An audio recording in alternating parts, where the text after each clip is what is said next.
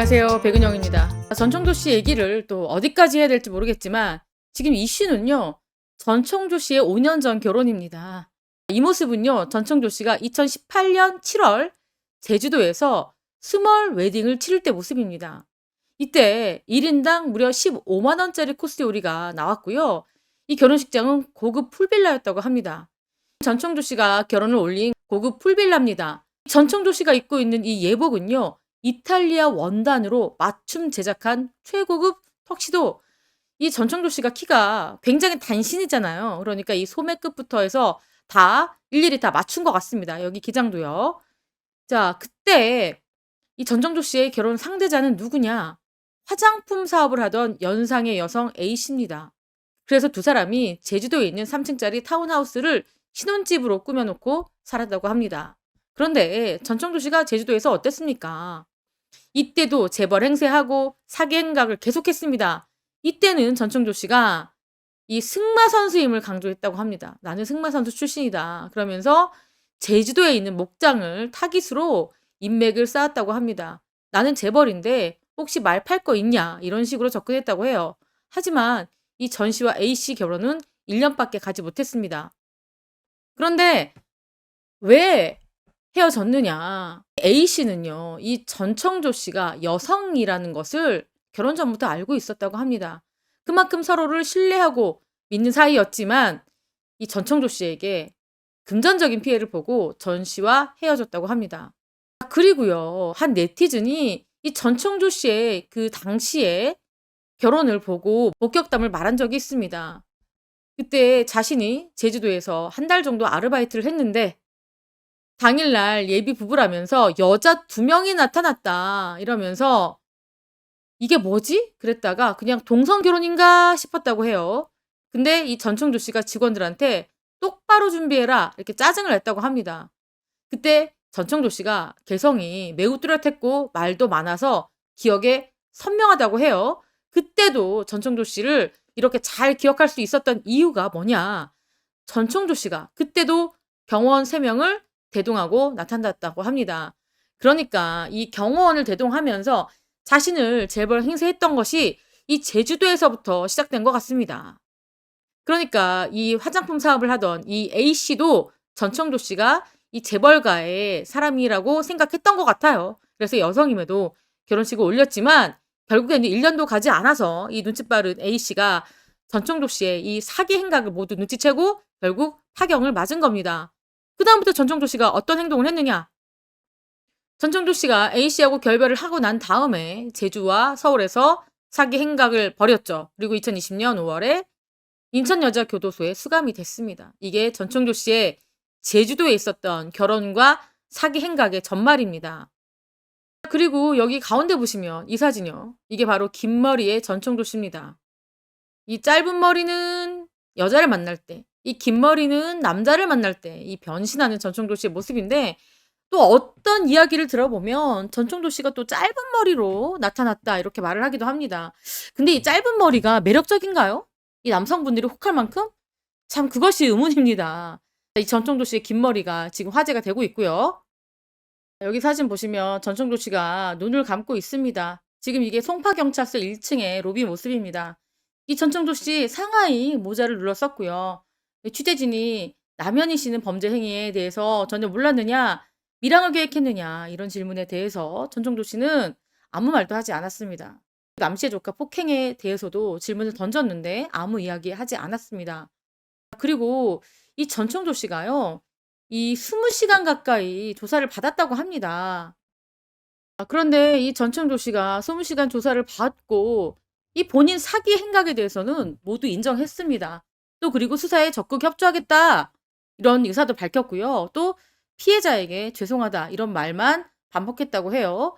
그리고 남현희 씨와 대줄 조사도 지금 임하겠다 밝혔고요. 실체적인 진실을 밝히겠다 지금 이야기하고 있습니다. 피해자가 15명 그리고 피해 규모는 19억입니다. 근데 지금 이 조사를 통해서 이 피해 규모가 더욱 늘어날 것으로 그렇게 보이고 있는 상황입니다. 지금 의외로 본인의 잘못에 대해서는 순순하게 인정을 하고 있는데 그러기에는 지금 피해자들도 많고 또 전 나라를 쑤셔 놨습니다. 이 엄청난 사기 행각. 워낙 전청조 씨의 행각 자체가 진짜 상상 초월합니다. 뭐 전국 각지 다니면서 사기치고 뭐 남성, 여성 변신하고 뭐 이러니 이 내용 자체가 이 팩트만 다뤄도 소설보다 더하다. 영화보다 더하다. 드라마보다 더하다. 드라마 작가들 이러니까 드라마가 재미없다. 이런 얘기까지 나오고 있는 그런 상황입니다. 그리고 강서구 구의회의 김민석 의원은 남현희 씨가 공범이다 이런 주장을 계속하고 있습니다. 지금 남현희 씨가 허위사실 유포로 김민석 의원을 고소를 진행하니 김민석 의원도 남현희 씨를 무고죄로 고소를 했습니다. 이 구의원은 공범이다 주장을 하냐? 전청조 씨가 MBN과의 인터뷰에서 이런 이야기를 했습니다. 남현희가 벤틀리를 타고 싶다고 해서 전액으로 구매를 해서 선물을 했고 이 금액은 피해자의 돈으로 산 게 맞다 이렇게 밝혔고요. 그리고 남현희 씨의 대출 1억 4천만 원 갚아줬다. 뿐만 아닙니다. 남현희 씨 가족에게 매달 생활비를 보냈는데 이 막내 동생에게는 매달 500만 원 그리고 남현희 씨의 어머니에게는 300에서 500만 원씩을 보냈다. 이렇게 밝혔습니다. 그랬기 때문에 이 김 의원은 뭐라고 얘기하느냐? 전청조가 신용불량자였기 때문에 본인 이름으로는 통장이 불가능하다. 사용이 불가능하다. 그래서 남현희가 자신의 통장을 전청조에게 빌려준 것 같다. 그런데 제3자가 매달 몇백, 몇천만 원씩을 입금했을 텐데 아니 이거 자체가 이상한 거 아니냐. 남현희가 이런 사실을 모르고 있다는 것 자체가 말이 안 된다. 남현희의 계좌를 확인하면 누가 거짓말을 했는지 알 수가 있다. 이렇게 지금 주장을 하고 있습니다. 그러니까 남현희 씨가 자신의 통장을 빌려주는 것도 의심할 만한 상황인데 알 수 없는 제3자에게 엄청난 돈이 계속 들어옵니다. 그리고 그 돈을 전청조 씨가 막 사용을 하죠. 남현희 씨를 위해서. 그러니까 이 모든 일련의 과정들을 과연 남현희가 몰랐느냐, 알고 있었던 거 아니냐 이런 주장입니다.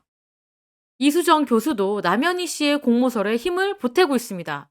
방금 전에 말씀드린 것처럼 남현희 씨 통장에 엄청난 돈이 들어가고 또 남현희 씨 가족에게 엄청난 돈들이 입금이 되고 또 남현희 씨의 1억대 이상의 대출을 갚아주고 고급 차량을 몰고 플러스 남현희 씨가 운영하던 아카데미에 이 학생들과 또 거기 코티진들에게 투자를 받아서 남현희 씨 통장으로 그 돈이 입금이 됐잖아요. 그러니까 이 모든 금전 거래가 남현희 씨가 한 걸로 되어 있다. 그런데 이 남현희 씨가 42살이다, 나이가. 그리고 경제 활동을 했다. 무려 20년 넘게 경제 활동했던 사람이 이게 무슨 의미인지를 몰랐다는 것 자체가 말이 안 된다.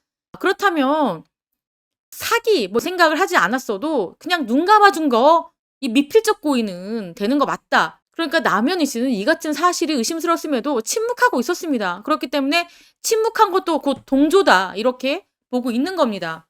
이렇게 남현희 씨가 공범이라는 주장들이 계속 나오고 있는 상황이에요. 그리고 남현희 씨가 받은 이 4억 원 상당의 벤틀리 많은 국민들의 공분을 사고 있다. 지금 남현희 씨가 받은 이 4억 원가량의 벤틀리도 증여세를 부과해야 된다라는 얘기가 나오고 있습니다. 지금 김창기 국세청장이 원칙적으로 과세법상 과세 요건에 해당되면 정당하게 과세를 하고 있기 때문에 검토를 해보겠다. 근데 아직 구체적인 상황은 파악하지 못했다. 이렇게 얘기했거든요. 그렇기 때문에 남현희 씨가 변호인을 통해서 전청조 씨에게 받은 벤틀리, 명품, 뭐 여러 가지 이 비싼 고가의 물건들을 경찰에 압수해달라 이렇게 지금 주장을 하고 있습니다. 남현희 씨가 뭐라고 얘기했느냐. 가족 손에 이끌려서 집에 돌아온 다음에 뒤늦게 전청조의 사기 행각을 알게 돼서 자동차 등을 즉각 돌려주려 했지만 상황이 복잡해서 고민하다가 더 큰 오해로 사게 됐다. 그리고 왜 피해자들에게 직접 물건을 돌려주거나 팔아서 돈으로 지급하지 않았냐 질문을 하니까 이 피해자의 규모, 피해자별 피해액을 전혀 알지 못해서 직접 물건을 넘길 수가 없었다.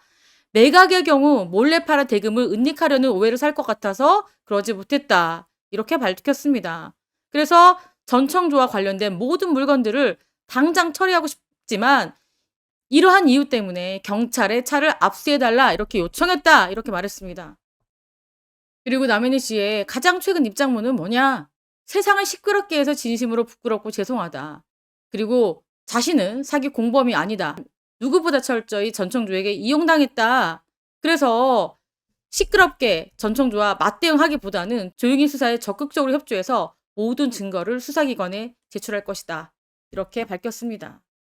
하지만 지금 남현희 씨도 지금 많은 의혹에서 벗어나지 못하고 있습니다. 전청조 씨가 이 모든 것들을 공범자들의 도움이 있었을 것이다. 지금 많은 분들께서 이렇게 예상을 하고 있습니다. 지금까지 저는 백은영이었고요. 시청해주신 구독자 여러분 감사합니다.